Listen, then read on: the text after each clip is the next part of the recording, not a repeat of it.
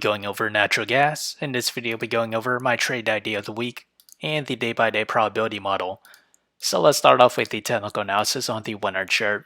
We are in negative MACD. We're approaching back to oversold levels with the RSI.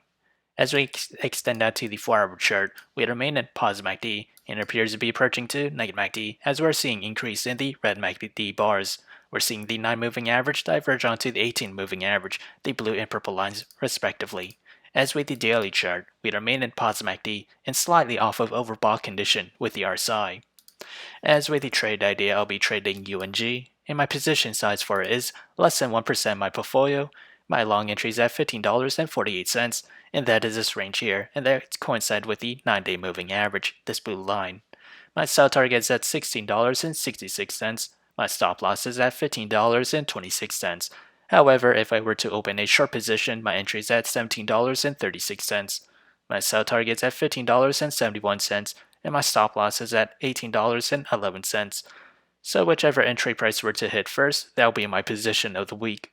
So how did I develop these trade ideas? It all comes from the day-by-day probability model. As we progress to the 5th day or week of trading, natural gas has a 25% chance to climb between 0 to 6%, and a 50% chance to fall between 0 to negative 6%, and a 25% chance to fall between negative 6 to negative 11.5%. So if you enjoyed this content, feel free to like, comment, subscribe, and thank you for watching.